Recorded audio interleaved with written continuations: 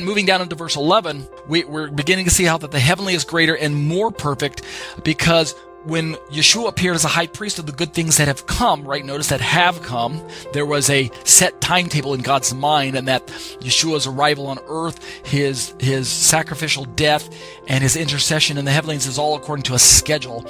Then through the greater and more perfect tent, right? The heavenly tent that was not made with hands, that is not of this creation, moving into verse 12, then Yeshua entered once and for all, and he didn't do it with the mortal blood of animals. He entered into the heavenly tent, which is kind of a type and shadow of the Holy of Holies, entered into it by the means of his own blood, and in so doing, he secured eternal redemption. And this is kind of a semi-conclusion at verse 12 to the argument that he's been building up to from the first verse.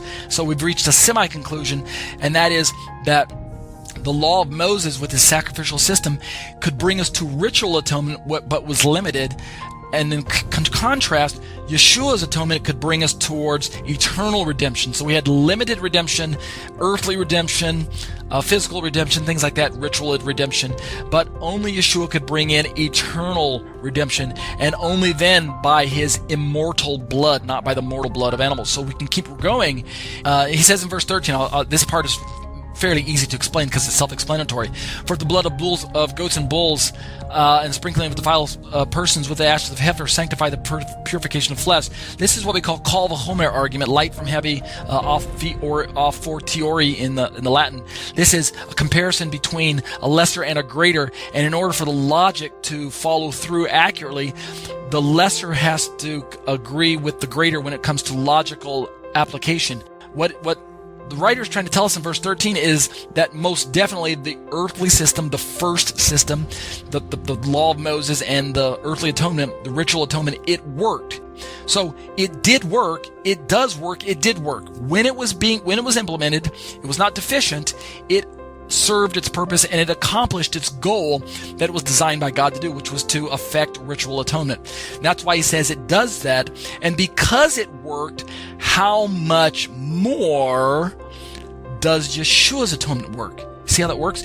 If we say that the ritual atonement was deficient, in other words, that they really didn't receive atonement at that level, then we destroy the force of his kal v'chomer argument, his light from heavy argument, by saying, but Yeshua's did work. It's not a contrast between something that didn't work and something that did work.